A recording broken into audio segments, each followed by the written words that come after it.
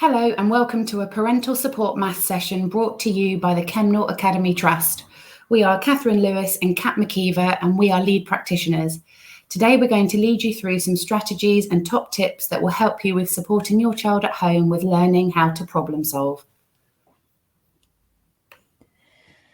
Mathematics is a science that's used to make sense of the world using patterns, logic, problem solving with evidence and possibilities.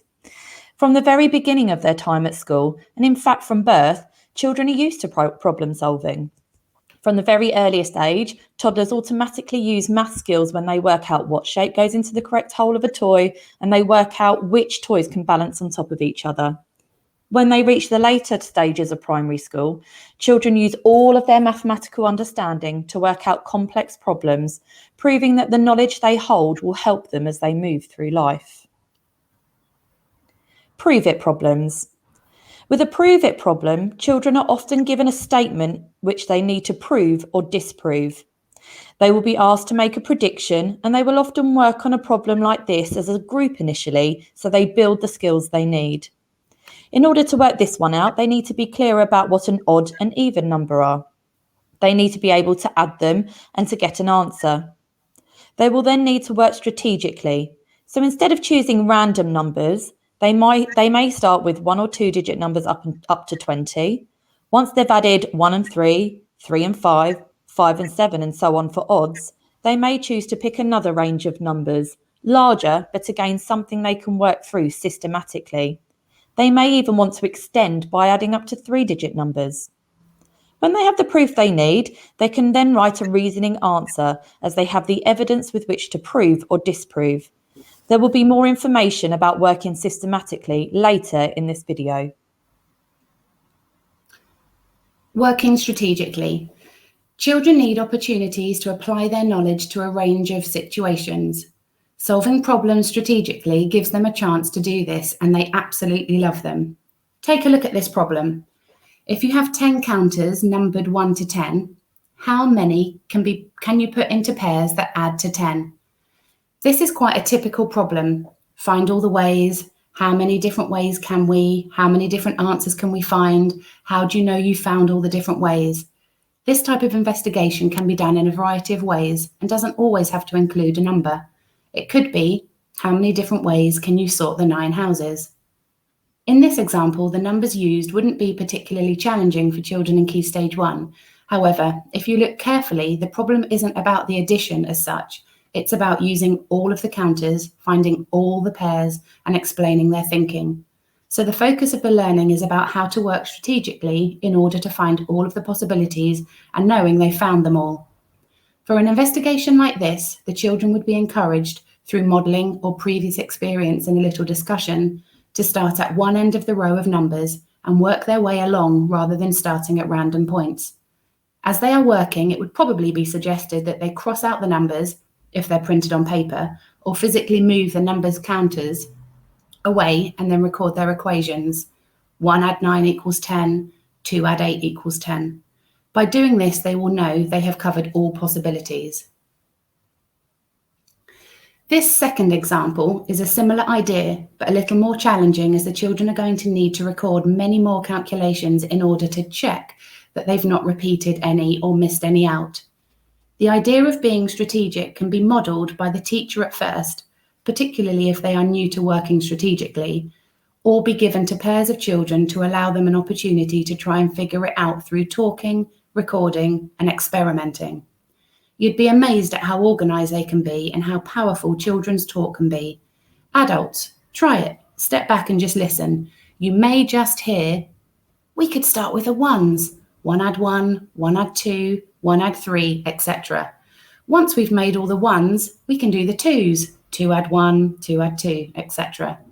Again, the children will need to start with either the 1 or the 6 in order to be strategic and ensure they have found all totals.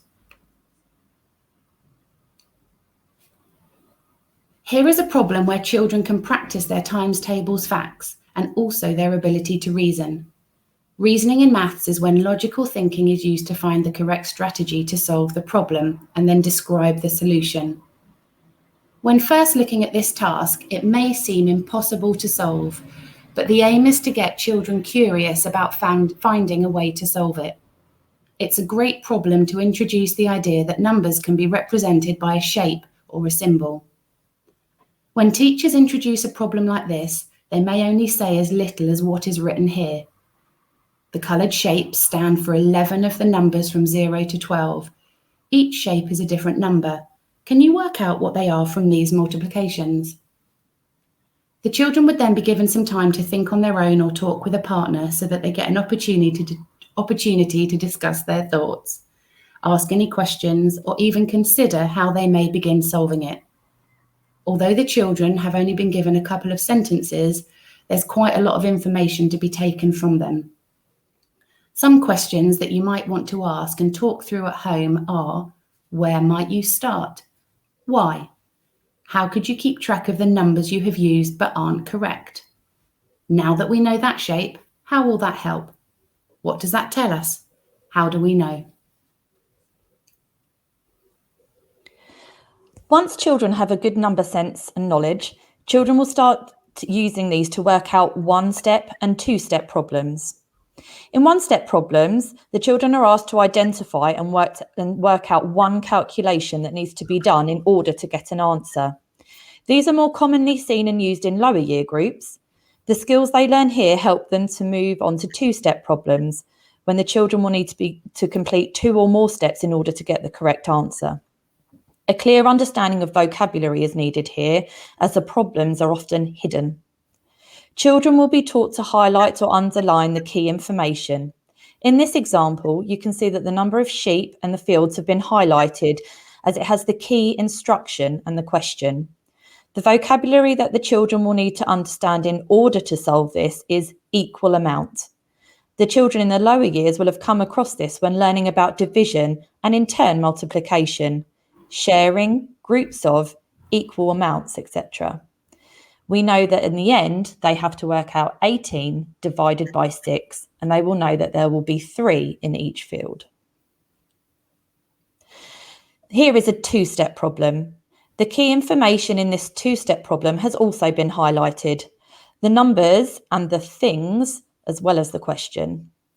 Multi-step problems are a fantastic way of children using the pictorial skills they have learnt, especially ones like this. There isn't a hidden problem here, but there is a lot of information which could confuse or hinder some children. By drawing images to represent the information, they will be able to break the problem down in order to be clear about each step. In the first instance, in the first step, they need to work out how many chocolates there are in each delivery box. So if they know that there are 4 boxes in each delivery box and there are 12 in each box, we will end up with 48. They then know if there are 48 chocolates in each delivery box and there are 3, they will multiply them, and that's where they will get their answer. Data. Children will be introduced to several different types of graph and charts over their time at primary school. They will be taught to read and identify the facts hidden in the data so they can answer questions. This really is maths in real life and something the children will be able to use their real life experiences to help them. A good example is the pictogram shown here with the cakes being sold in a bakery. Each picture of a cupcake is worth 6. In a lower year group, it might only be worth 2. Children will then be asked questions such as, how many cakes were sold on Tuesday? And here they need to figure out that half a cake is worth 3. They might also be asked to find the difference between 2 days. When looking at data, children will need to identify what data has been collected, so what information has been collected, what scale is maybe being used at the side of a bar chart. So, for example, is the temperature increasing in jumps of 10 degrees? They will also be taught to ask their own questions so they can pick the data apart. Timetables. Timetables are something that we used to use on a daily basis, but even though search engines do the hard work for us, it is still really important that children learn to use timetables. It also allows them to prove that they understand time and the different measurements linked to time, minutes, hours, AM or PM, and so on. Here we have a bus timetable. We can see where and when the bus leave Stafford town centre. And from that, we can ask and work out a huge amount of information. We could ask the children how often buses leave. We could ask the children how long it takes for the bus to get from the railway station to Dryden Crescent. When working these out, children will often be told to use a timeline. There is an example of this underneath the timetable. This final slide shows some of the many ways that maths games can be a part of your everyday. License plates, for example. On a car or bus journey, look for license plates and see what calculations or number knowledge you can come up with. In the example here, the children could partition 5,155. They could decide if it's a multiple of 5. They could add the separate digits together. Supermarket sweep. Can your children get you a certain amount of something? 5 bananas, 4 apples. Can they weigh them and work out the unit of measurement? Look at the price. What's the best value? I have £5 to spend. How much change will I get if I buy the ice creams? House numbers, odds and evens, what comes next? How many houses on this road? How many windows and doors can you see? What numbers can you see? Lifts. Positional language like first, second, third can be used as you're travelling up. Questions like, what floor are we on? How many floors in total? Why are there floors underground? And what's a negative number can be asked. And finally, the QR codes will take you to some songs that will entertain and consolidate everything the children know. Greater than and less than, counting to 10. There is a huge amount of choice. Thank you so much for watching this session. We hope that you will find it helpful when supporting your child with mathematics at home.